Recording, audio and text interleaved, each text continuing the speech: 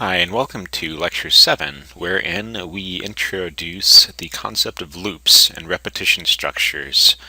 This is for CIS 1400. I'm Andrew Eck, one of the instructors. Your reading assignment for this particular chapter is sections 3.7 through 3.10 from the DIDL text, and consider also looking at section 4.2, though that's not super urgent. We're going to be spending a couple of weeks just working with loops, so we've got some time, all considered. So our agenda for the day, we're going to introduce a problem that, while sort of simple, is going to be one that we ultimately will not be able to solve using current techniques. We'll bring in some while loops. We'll talk about counter and sentinel controlled repetition. We'll talk about hybrid loops, which aren't mentioned in your text, but they're important to know about. Then we'll do some wrap up. And all the while we'll be solving our problem at hand. And so that problem, suppose we want, here's the start to it. This is the first step. Suppose we want to write a program that takes in 3 integers, let's say, and then calculates the average of those numbers. And we're just going to worry about integer division. Later we can worry about about double division. And so what that's probably going to look like is something like this. We've got our class, our main method. We've made a scanner. System.out.print. Put a \f here. Enter 3 numbers.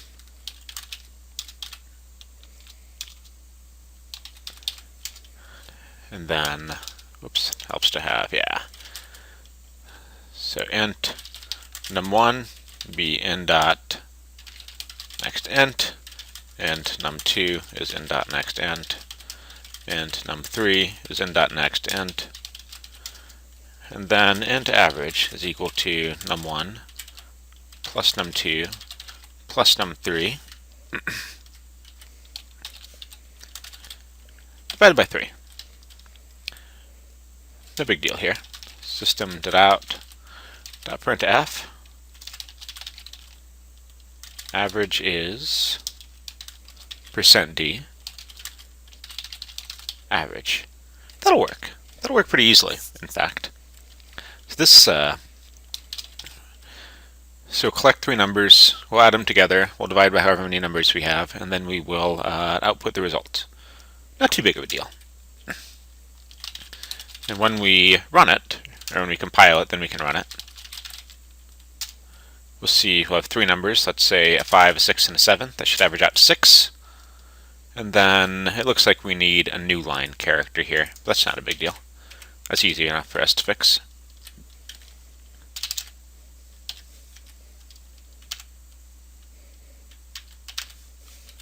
Okay. So we've got our averages. It works out just fine. If I were to input, say, 15, 20, and 25, our average in this case would be 20. And so that works the way that it should. It's not a big deal. So from here, so now that we have one that takes 3 numbers, what if we have one that takes 10 numbers? Okay, and you can see where this is going to go. We can see sort of where this is going to go. And so in the interest of making things a little bit more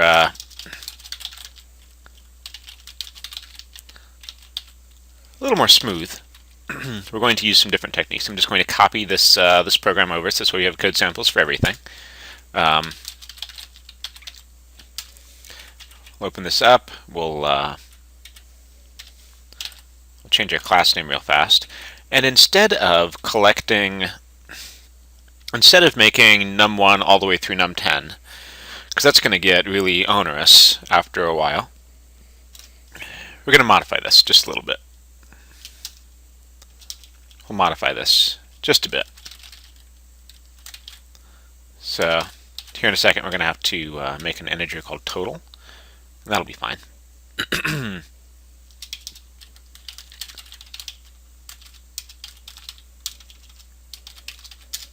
Okay, and then we can do int num. We'll make some our integers here first. And what we'll be able to do from here, like we're getting 10 integers, and with our 10 integers, we're going to collect each one from the user, and then we'll just add it to our total. Okay, so here's our first number. We'll copy and paste. There's our second number. There's our third number. Oops.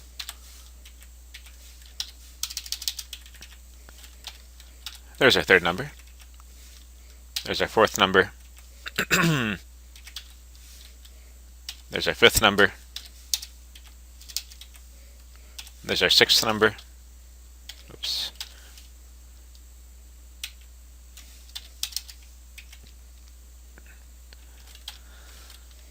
Here's 7.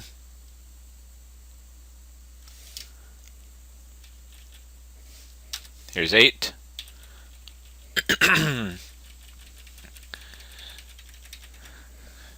Here's 9. And here's 10. Okay, so we have 10 numbers that we're going to collect. And note how we're copying and pasting a lot of this. This will make life a little bit easier for us. Then our average is just our total divided by 10. So we can save and quit and compile. When we run it, so our first number will be 1, the second number will be 2, 3, 4, 5, 6, 7, 8, 9, and 10. That should give us an average of 5 all told. The actual average is 5.5, but because we're doing integer division, that'll give us an average of 5. Or if we do 2, 3, 2, 3, 2, 3, 2, 3, 2, 3, that'll give us an average of 2.5, which, because we're doing integer division, gets rounded down. Okay, so that's not too bad. That's not too bad. And if we look at our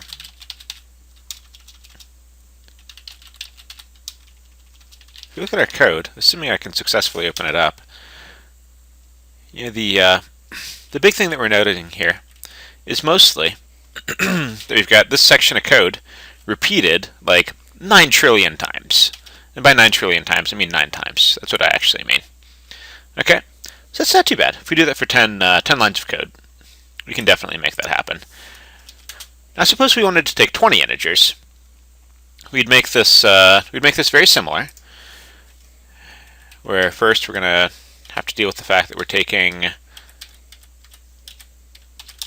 20 integers. And then from here, we can just copy all of this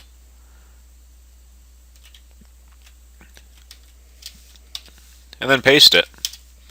Okay, so we had 10 integers, now we have 20 integers. We're using a lot of lines of code to make this happen, but this will still work. And we're going to save this as samples unit 2 day 07 averages 3.java.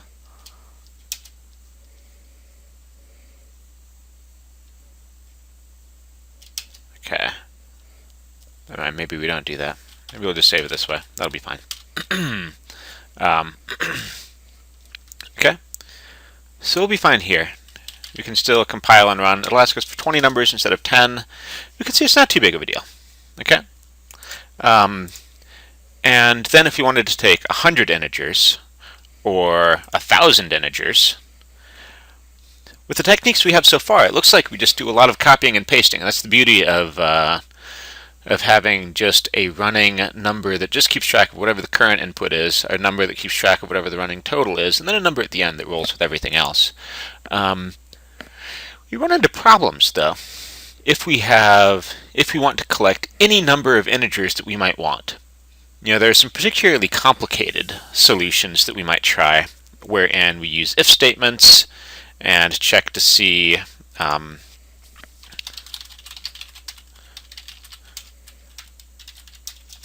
we use if statements, and then from that we check to see if the check that we're doing here is greater than the broader check.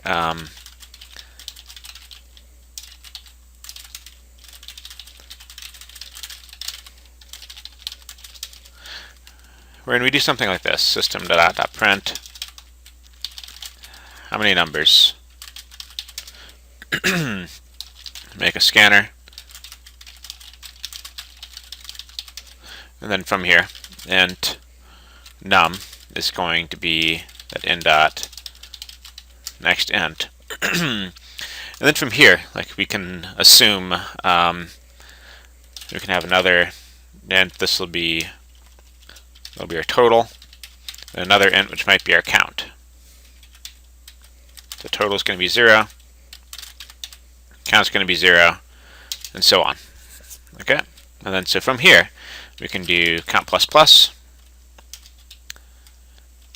If count is greater than num, all right. So if our count is bigger than what we need, if our count is smaller than num, that's what we want. Our num is sort of our end. That's our end value. So maybe we change that. So maybe we change that here.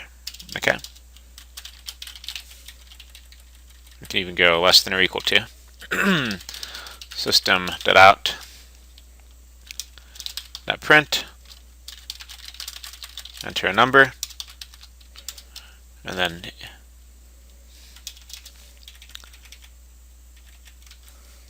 from here we'll also have to have a variable that we can put our number into. Num equals n dot next int, total plus equals num. Okay, so we're going to do it that way.